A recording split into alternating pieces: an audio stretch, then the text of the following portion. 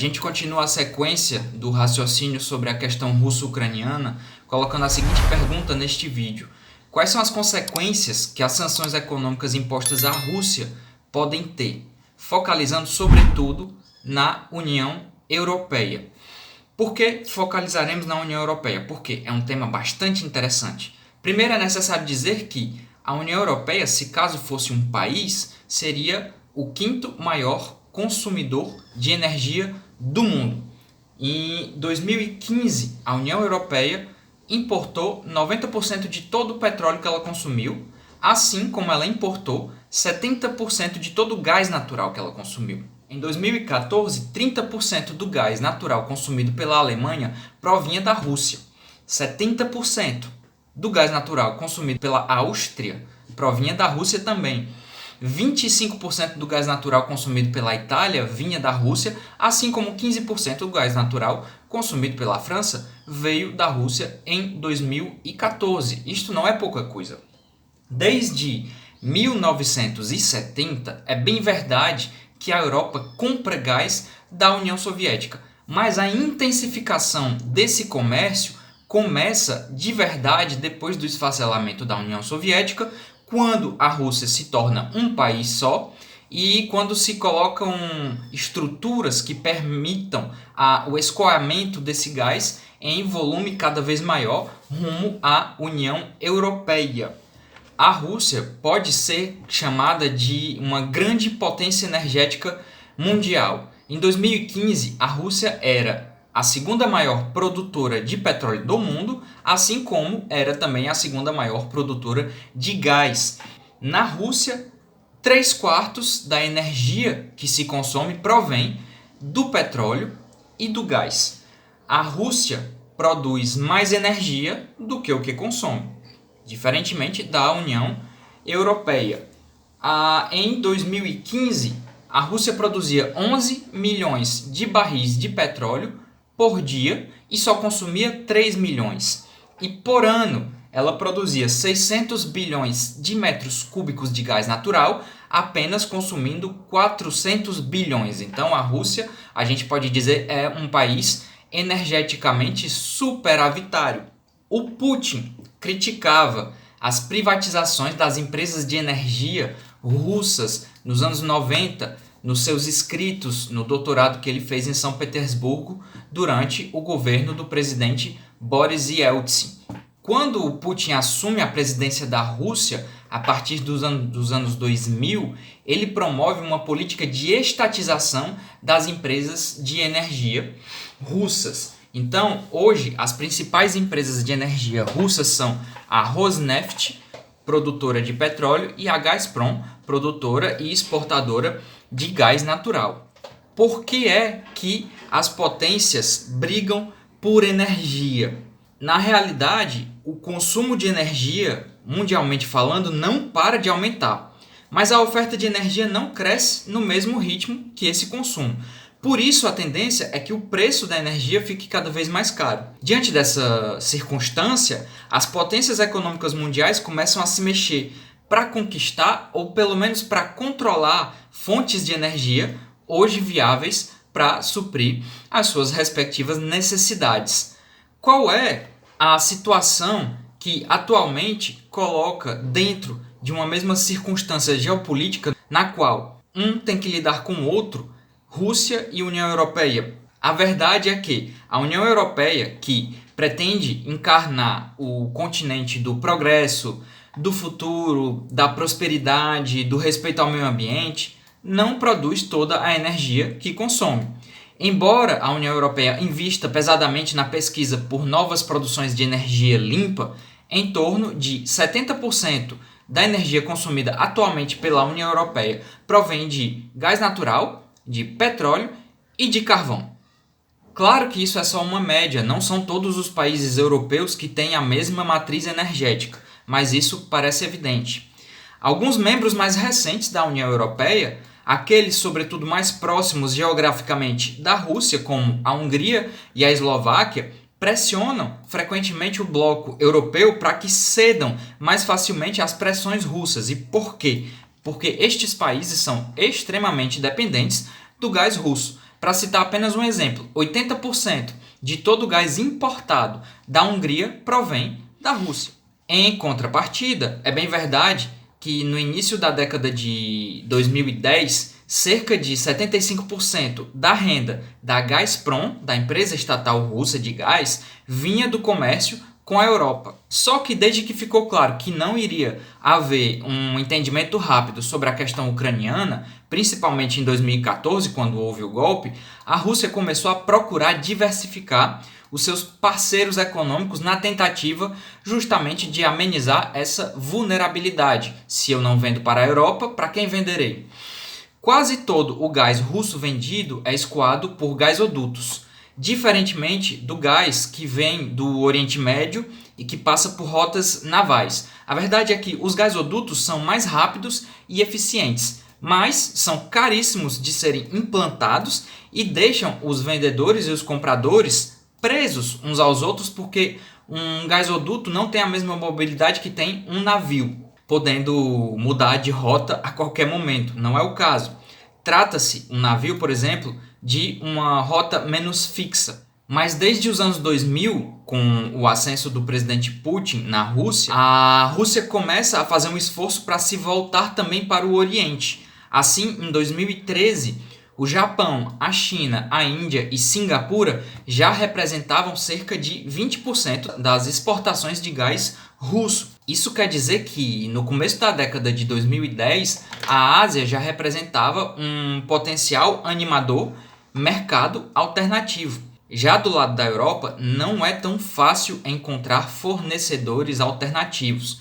Por exemplo, o norte da África e o Oriente Médio, que seriam os potenciais substitutos ao fornecimento de petróleo e gás russos, são regiões politicamente instáveis e que não conseguem fornecer a mesma segurança jurídica que um país como a Rússia do Putin consegue assegurar. Sobre um possível substituto, sobretudo ao fornecimento de gás, a sorte também não está do lado europeu.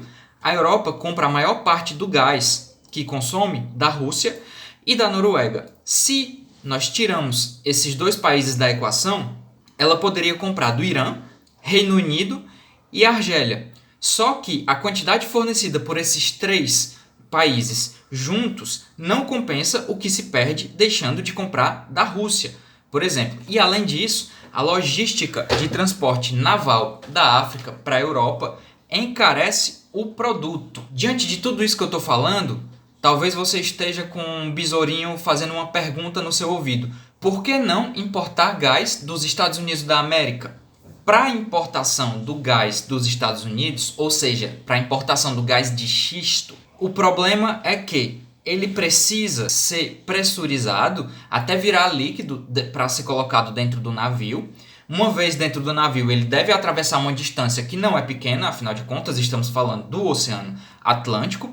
Uma vez chegado à Europa, ele precisa ser recebido em unidades especiais de estocagem, onde vai ser feita a regaseificação desse gás que tinha sido liquefeito, e só aí ele poderia ser distribuído continente adentro.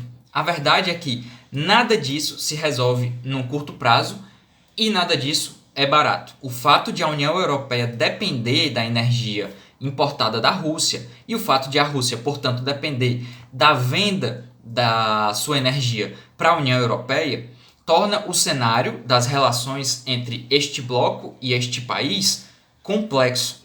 Existe, portanto, na cabeça de alguns teóricos, uma espécie de oposição Ocidente versus Oriente. É preciso dizer que a oposição real Ocidente versus Oriente que hoje existe são os Estados Unidos em busca de controle de fontes de energia e de mercados consumidores contra a China, que é mais competitiva que os Estados Unidos, e a Rússia, que é energeticamente soberana.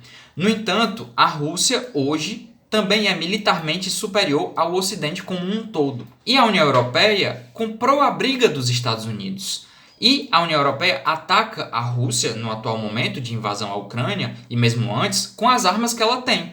Como é que ela ataca? Ela ataca através de sanções econômicas, além de discursos pela proteção do meio ambiente, a denúncia do desrespeito aos direitos humanos, a xenofobia, as minorias e etc. Na realidade, é preciso ter em mente que o Ocidente está convencido de que detém a virtude da moral suprema e de que é o seu dever exportar os seus valores aos quatro cantos do mundo. E o Ocidente encontra em cada cidadão conectado um bom soldado do bem. Mas como em algum momento a realidade bate à porta, a lógica econômica vai se sobrepor às ideologias, por mais patrocinadas que essas ideologias tenham sido. Mas que lógica?